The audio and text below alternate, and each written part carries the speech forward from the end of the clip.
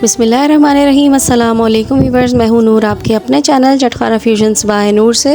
आज मैं आप लोगों को अचार गोश्त की बहुत ही ऑथेंटिक और इजी रेसिपी बताने वाली हूं। साथ में अचार गोश्त का मसाला भी बनाना सिखाऊंगी, जिससे आपका अचार गोश्त इंतहाई टेस्टी और बहुत ही लजीज बन के तैयार होगा। तो चलिए फिर रेसिपी को स्टार्ट कर लेते हैं। सबसे पहले अचार गोश्त का मसाला बना लेंगे। 1 टेबल स्पून साबुत धनिया, 1 टेबल स्पून सौंफ और 1 टेबल स्पून ही मैं यहाँ पे साबुत सफ़ेद ज़ीरा ले रही हूँ। इन तीनों चीज़ों को हमें दरदरा पीस लेना है। देखिए इस तरह से। अब इसमें डाल दूँगी 1 टीस्पून कलौंजी, 1/4 टीस्पून मेथी दाना, हाफ़ टी स्पून पिसी हुई राई, 1 टेबल स्पून भर के रेड चिली फ्लेक्स, 2 टीस्पून में यहाँ पे डाल दूँगी पिसा हुआ धनिया, half teaspoon red chilli powder, half teaspoon हल्दी पाउडर और 1 टीस्पून भर के मैं यहाँ पे कश्मीरी लाल मिर्च ले लूँगी। और यहाँ पे 1 टीस्पून से थोड़ा सा बढ़ा के मैं डाल दूँगी सॉल्ट। और ये 1 टीस्पून भर के मैं ले लूँगी गरम मसाला। और इन तमाम चीज़ों को हम अच्छे से मिक्स कर लेंगे। ये देखिए अचार गोश्त का ज़बरदस्त सा मसाला हमारा बनके बिल्कुल रेडी हो गया है। इसमें से 1 टेबल स्पून मसाला मैंने निकाल लिया है। यहाँ पर मैंने 5 बड़ी वाली मिर्चें ले ली हैं। इन मिर्चों को मैंने बीच में से स्प्लिट कर लिया है। ये देखें इस तरह से बीच में से मैंने कट लगा लिया है। इनके बीच मैंने डिस्कार्ड नहीं किए हैं, आप चाहें तो आप बीज निकाल के फेंक सकते हैं। अब यहाँ पे हाफ़ नींबू का रस मैं इसमें मसाले में शामिल कर दूँगी और इसको हम अच्छी तरीके से मिक्स कर लेंगे। अब ये जो मसाला हमने तैयार कर लिया है, ये हम हरी मिर्चों के अंदर भरेंगे। खूब चटपटा खट्टा मज़ेदार सा मसाला बनके ये रेडी होता है। अब इस मसाले को हम हरी मिर्चों के अंदर भर देंगे। हरी मिर्चों को हम इस मसाले से फिल कर लेंगे।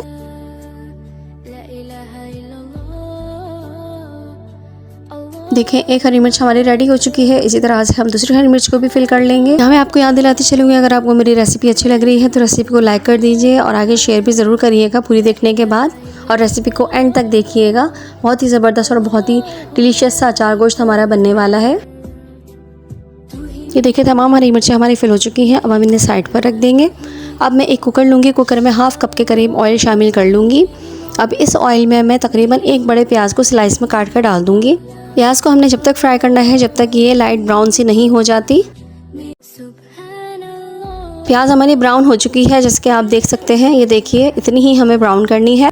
अब मैं इसमें शामिल कर दूंगी 1 kg के करीब बीफ की बोटियां मैंने कुछ हड्डी वाली ली हैं और कुछ बिल्कुल रूखी ली हैं। तो अब मैं इसको शामिल करने के बाद प्याज के साथ इसको अच्छी तरीके से फ्राई करूंगी। प्याज के साथ 3 से 4 मिनट फ्राई करेंगे, गोश्त का पानी खुश्क हो जाए।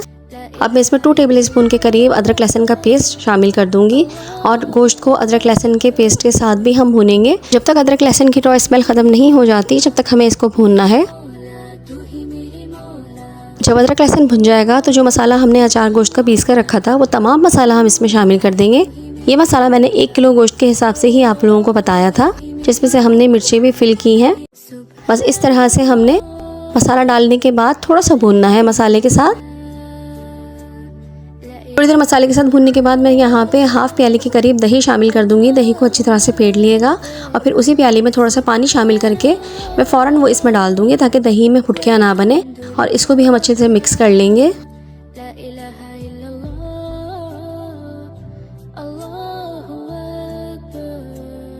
अब मैं इसमें टमाटो पेस्ट शामिल कर दूँगी। इसकी रेसिपी मैं आपको दे चुकी हूँ। ये फ्रीज़ हुआ हुआ टमाटो पेस्ट है। आपने दरमियाने साइज़ के 5 टमाटरों को पीसकर उसका पेस्ट इसमें शामिल कर देना है। मेरे पास जमा हुआ रखा था इसलिए मैंने ये यूज़ कर लिया। अब मैं इसको छुरी की मदद से थोड़ा सा तोड़ लूँगी, ताकि ये जल्दी से जो है वो मेल्ट हो जाए। ये देखिए इस तरह से छुरी मारने से टमाटर सारे टूट जाएंगे। और अब मैं इसको मिक्स कर लूँगी ताकि ये जल्दी से मेल्ट हो जाए।